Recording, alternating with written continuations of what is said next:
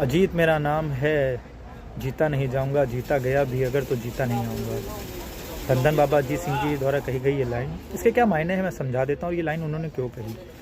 आज ही के दिन 23 दिसंबर 1704 को वो चमकौर की लड़ाई में वो शहीद हुए। धन धन बाबा अजीत सिंह जी, धन धन बाबा जुझार सिंह जी, जो श्री गुरु गोविंद सिंह जी के दोनों बड़े साहिबजादे थे, आज ही के दिन शहीद हुए थे चमकौर के युद्ध में। चमकौर का युद्ध, छोटा सा फ्लैशबैक दे देता हूँ। चमकौर का युद्ध 10 लाख मुगलों ने 40 सिखों से लड़ाई की थी उस टाइम पे। मतलब एक 40 एक नंबर आप सोच सकते हो कि आपके सामने 10 लाख की आर्मी खड़ी हो और 40 लोग हों खाली लड़ने के लिए आपके पास। आप उन शूरवीरों का जज्बा समझिए पहले यहाँ से। किसी ने उसमें से हथियार नहीं डाले, किसी ने पीठ नहीं दिखाई, कोई डरा नहीं, कोई बिल्कुल भी नहीं। सच के लिए सब देश धर्म की रक्षा के लिए खड़े रहे वहाँ पे लड़ने के लिए। बाबा अजीत सिंह जी ने युद्ध में जैसे ही पैर रखा, उनका जौहर देख करके मुगलों के तक दाग खट्टे हो गए। उन्होंने ऐसी तलवारबाजी दिखाई, ऐसी अपनी गतका विद्या का प्रदर्शन किया, अननंबरेबल। अगर आप गूगल पे भी सर्च करें ना कि how many Mughals were killed in 10 lakhs, तो नंबर आता है अननंबरेबल। मतलब इतने उन 40 सिंहों ने मिलकर के इतने मुगल मारे कि डेट्स अननंबरेबल, कि उनका नंबर तक अवेलेबल नहीं है। डेट्स काइंड ऑफ, मतलब इतने सिंह उन्होंने मारे।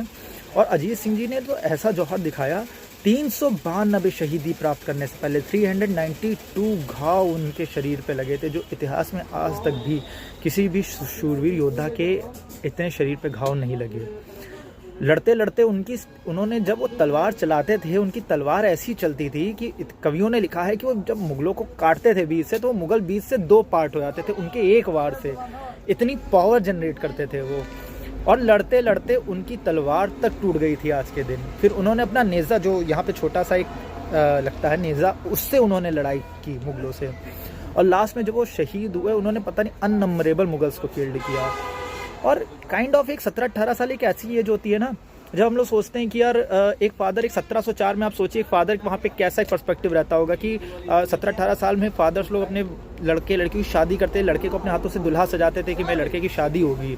और गुरु गोविंद सिंह जी इतने बड़े बलिदानी आप कह लीजिए, इतने बड़े त्यागी, इनको आप क्या कह सकते हैं कि ऐसा मतलब गुरु हमारा, जिसने अपने बच्चे को खुद ही अपने हाथों से तैयार करके, सजा करके, शस्त्र दे करके रणभूमि में भेजा, जो कहता है कि जाओ मैं शहीदी की तरफ, मैं शहीदी से, मौत से मैं शादी करवा रहा हूँ। मतलब एक ऐसा, आजकल के बच्चे अगर हम लोग निकलते हैं कहीं जाते हैं ना, तो अगर हमारा बच्चा, हमारा भाई थोड़ी देर लेट आता है ना, तो हम लोग डर जाते हैं कि क्या हो गया, उसको जरा सी चोट लग जाती है, जरा सा खरोच लग जाता है, तो हम लोग इतना डरते कि अरे यार उसके हाथ में चोट लग गई, उसका खून बहने लगा।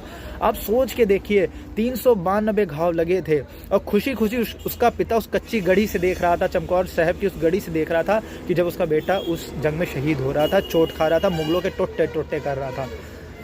एक प्राउड मोमेंट, गूज बम्स आ जाते हैं उस बारे में सोचते। उस बैटलफील्ड को इमेजिन करिए कि एक तरफ 40 सिंह और एक तरफ 10 लाख मुगल फौज।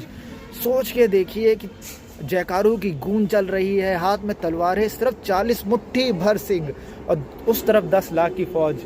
अब इमेजिन करके देखिए, अगर ऐसा इतिहास में युद्ध कहाँ लड़ा गया, कब लड़ा गया, मुझे बताइए। जहाँ पे एक तरफ का इतने से इसीलिए कहा गया है कि 1.25 लाख से एक लड़ाऊँ तब है गोविंद सिंह नाम कहूँ, क्योंकि सिंगों की मतलब जो ताकत है, उसका एक मुकाबला, उसका एक अलग ही वो है।